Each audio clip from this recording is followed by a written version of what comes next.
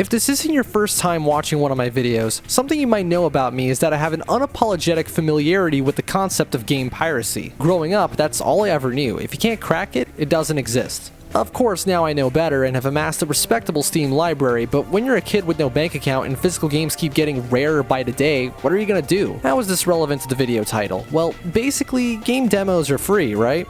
But they're usually cut down versions of the full experience. Kid me, trained in the ways of yo-ho-ho, couldn't see any value in that. If I'm gonna get the game for free anyway, why should I settle for less? I'm saying this because I want to make it clear that I'm not going into this video topic with any nostalgia. In fact, this is a fairly recent fascination of mine. It's self-explanatory that when a game offers less content, it takes the player less time to see and absorb all of that content. As opposed to a fully featured video game experience, which can span several dozen hours if not more, a game demo will usually contain a handful of levels, or any number of ways in which content is distributed within the game.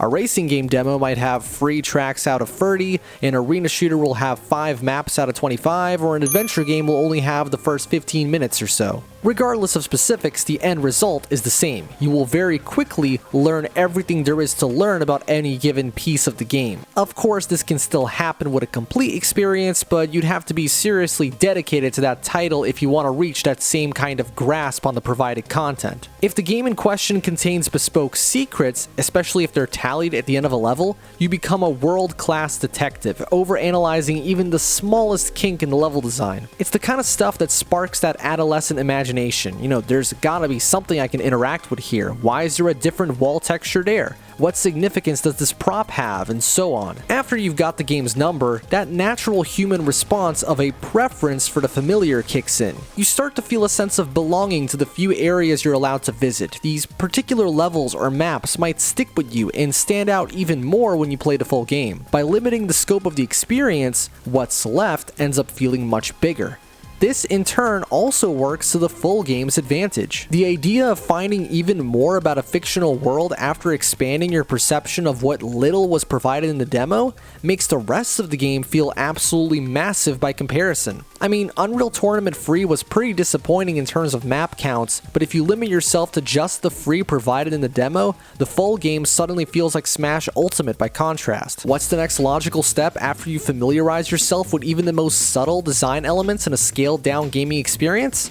Obviously, the next step is to exploit it. Speedrunning is all about learning as much about a game's design as you can so you can abuse mechanics, skip levels, and break sequences. Due to the shrunken nature of a game demo, the daunting task of remembering the optimal method of playing through any given section of a game becomes a lot more reasonable. I would never even attempt to competitively speedrun even my favorite games, but just 1 or 2 levels of them? Sure, bring it on. Most of the game demos I'm referring to in this video are for games that I already own and have long since 100%ed, but there's another application to this little quirk. Say, a game you're looking forward to has a demo available ahead of the planned release date. You play it to death and get really good at it to the point that you can speedrun the whole thing in half the time it was probably meant to last. You know what this means? This means that when you eventually get the full game, you'll spend less time playing through that same early part of the game you're probably sick of at that point. Unless, of course, the developers choose to make the demo its own experience or present a section that's later into the game. Still, that kind of preemptive training is great for smoothing over the inevitable learning curve that comes from a new experience. When I bought Serious Sam HD and noticed that they kept the Karnak demo level from the original,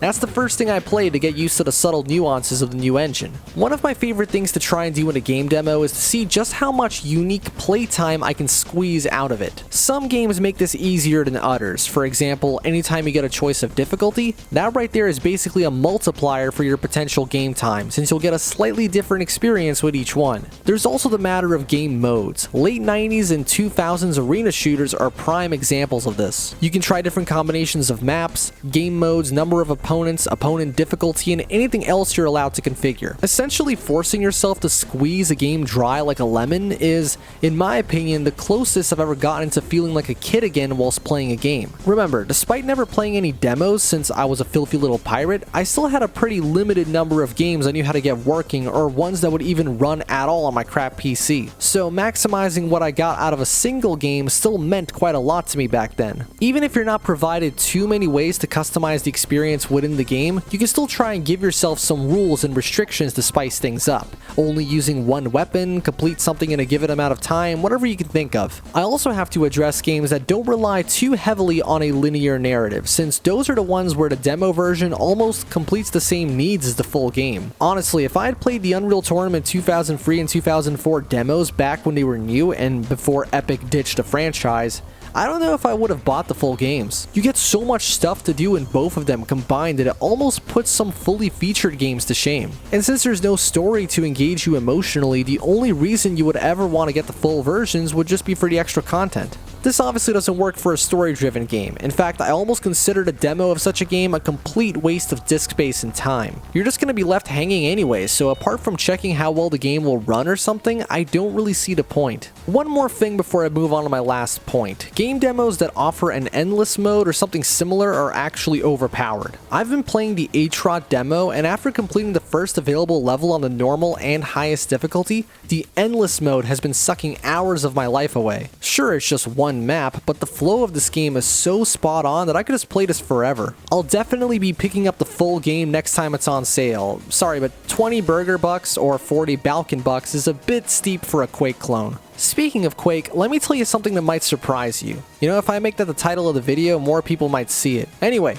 whilst exploring game demos of as many eras of gaming as I could, I started going real back. I mean so far back that most of them wouldn't even run on modern operating systems.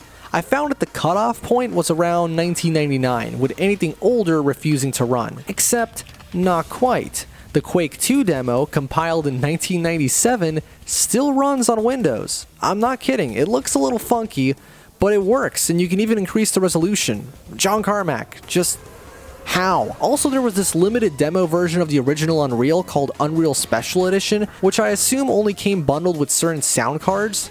You guessed it, that thing still works too. Obviously, those are not the ideal methods of playing either of those two games, especially since Unreal is officially free, but just the fact alone amazes me. The concept of running an old PC game on modern Windows without the use of a virtual machine isn't anything too outlandish. There's source ports, remasters, official updates, and fan patches, but here's the thing. Those only apply to the full games, with very few exceptions. This is the note I want to end this video on. Game demos, specifically those made for much older games, are an invaluable piece of historic documentation. Since no one's gonna bother to make updates for the demo version of a game that is now either free or so popular that everyone already owns it, these things are basically left as is since day one, give or take some small official patches. Testing to see if they still work today is a testament to their compatibility and the versatility of the people who made them. Now, I also believe there's another reason as to why so many older game demos have a surprisingly easy time working on operating systems half their age. DRM, or to be specific,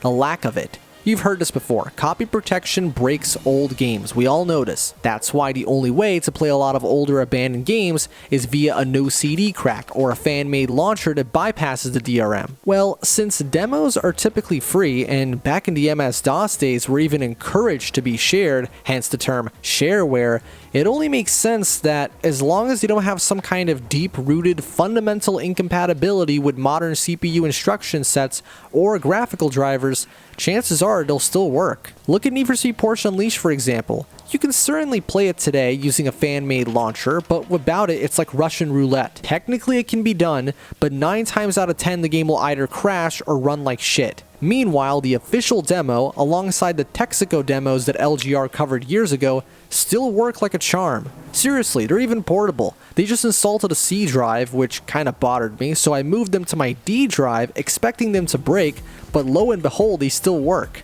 Also, Unreal Tournament 2003 is damn near impossible to set up nowadays. Sure, there's no real point to that game even existing since 2004 does, and was also available on GOG, which means that you'll have no trouble setting that version up if you can find an archive. But once again, the demo version of 2003 just doesn't give a fuck that it's been 20 years, and it still works anyway. Hell, even the original Unreal Tournament from 1999 still works. Funnily enough, the Unreal Tournament free demo, which is the latest, won't work unless you patch it, and from what I gather, this was an issue on release.